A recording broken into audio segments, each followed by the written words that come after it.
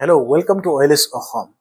মৰমৰ বন্ধুসকল, আজি আমি কথা পাতিব বিচাৰোঁ এটা বিশেষ শিক্ষামূলক পদক্ষেপৰ বিষয়ে, যি পদক্ষেপে হাজাৰ হাজাৰ শিক্ষাৰ্থীৰ জীৱনত নতুন আশা আৰু গতি আনিছে। মেধাৱী শিক্ষাৰ্থী, উজ্জ্বল ভৱিষ্যতৰ গতি। এই বাক্যটো কেৱল এটা শ্লোগান নহয়, এইটো হৈছে অসম চৰকাৰৰ এক দৃঢ় প্ৰতিশ্ৰুতি। উচ্চতৰ মাধ্যমিক চূড়ান্ত পৰীক্ষাত সফলতাৰে উত্তীৰ্ণ হোৱা যোগ্য বিবেচিত শিক্ষাৰ্থীসকললৈ মেধাৰ পুৰস্কাৰ স্বৰূপে একোখনকৈ স্কুটি আগবঢ়োৱা হয়। আৰু সেই স্কুটি যিখন বিতৰণ কৰা হয়, আগবঢ়োৱা হয়, সেই আঁচনিটোৰ নাম হ'ল ডক্টৰ বাণীকান্ত কাকতি মেধা বঁটা আঁচনিৰ জৰিয়তে।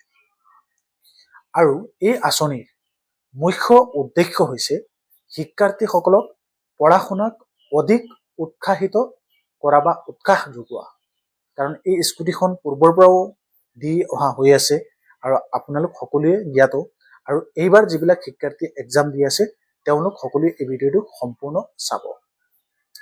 এতিয়া পঢ়া শুনাক অধিক উৎসাহ যোগোৱাৰ কাৰণে দিয়া হৈ আছে, উচ্চ শিক্ষা গ্ৰহণত সহায় কৰাৰ কাৰণে আৰু আত্মনিৰ্ভৰতাৰ দিশে আগবঢ়াই লৈ যোৱা কাৰণে এই স্কিমৰ জৰিয়তে দি ষ্টুডেণ্টসকলক স্কুটি বিতৰণ কৰা হৈ আছে।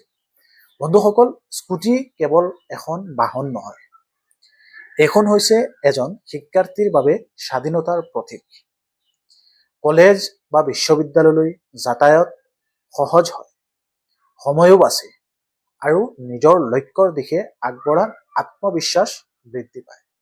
সেইকাৰণে এই স্কুটি ইমানে গুৰুত্বপূৰ্ণ, সেইকাৰণেহে চৰকাৰে বিশেষকে মেধাৰ ভিত্তিক বিতৰণ কৰি আছে বিগত কেইবা বছৰৰ পৰা।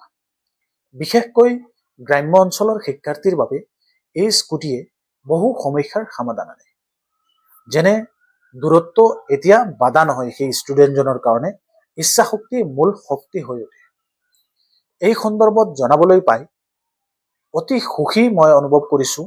আৰু এই বিষয়ে চৰকাৰৰ ফালৰ পৰাও এই ইনফৰমেশ্যনটো দিয়া হৈ আছিল যে 2022 আৰু 23 বৰ্ষৰ পৰা এতিয়ালৈকে প্ৰায় 1,31,000 অৰ্থাৎ 1.31 লাখ শিক্ষাৰ্থীক ডক্টৰ বাণীকান্ত কাকতি মেধা বঁটা আঁচনিৰ জৰিয়তে দি উপকৃত হৈছে, মানে ষ্টুডেণ্টসকলক স্কুটি বিতৰণ কৰা হৈছে।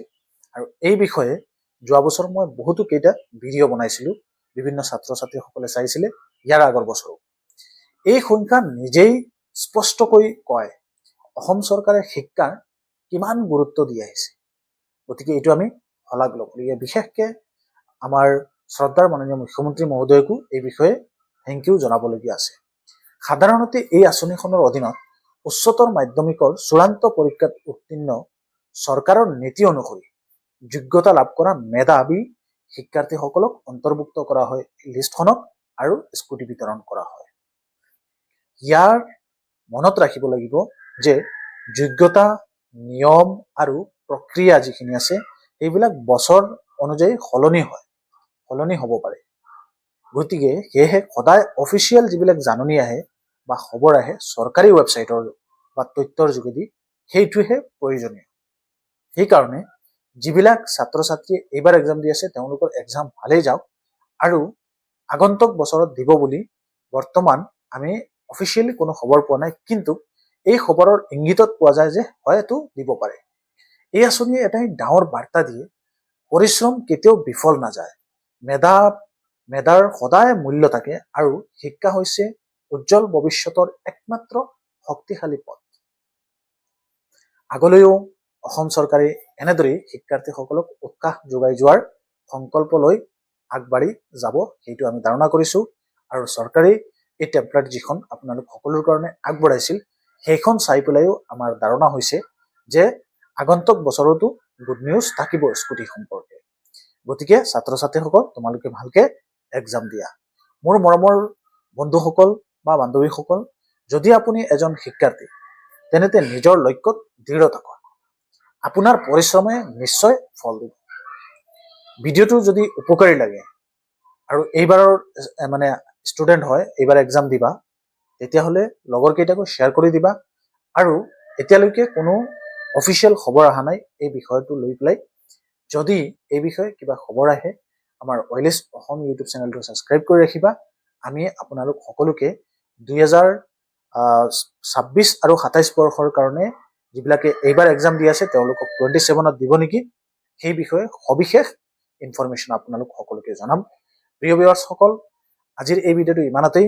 আৰু HS স্কুটি আৰু ডক্টৰ বাণীকান্ত মেধা যিটো আঁচনিৰ জৰিয়তে স্কুটি বিতৰণ কৰা হৈ আছে বিগত কেইবছৰৰ পৰা, সেই বিষয়ে আৱাসিক এটা অনুমানিক আপোনালোকক ইনফৰমেশ্যনখিনি দিলোঁ। যিহেতু আজিৰ পৰা মই HS স্কুটিৰ 2026 আৰু 27 বৰ্ষৰ কাৰণে যদি আপডেট আহে কণ্টিনিউৱাছ চিৰিজ ৱাইজ আপোনালোক সকলোৰ কাৰণে ভিডিঅ' বনাই যাম। গতিকে এই চেনেলটো ছাবস্ক্ৰাইব কৰি ৰাখিবা। আৰু যদি থাম্বনেইলটো দেখি পেলাই আমাৰ ভিডিঅ'টো চাইছা, এক্সামৰ সময়তো এই বিষয়ে লৈ পেলাই মনত কোনো ধৰণৰ দুৰ্বলতা আনিব নালাগে। শান্তি মনে নিজৰ এক্সামটো দিব লাগে, এক্সামটো ভাল হ'বৰ কাৰণে চেষ্টা কৰিব লাগে। আৰু এক্সপেক্ট কিমান কৰা যে 2026 বৰ্ষৰ যিটো এক্সাম দিছা সেই এক্সাম 2027ত ৰিজাল্ট হ'ব। আৰু সেই ৰিজাল্টত বা এই 26ত যিটো ৰিজাল্ট হ'ব, হয়তো 26ৰ লাষ্টত গৈ পেলাই তোমালোকক স্কুটি বিতৰণ কৰা হ'ব।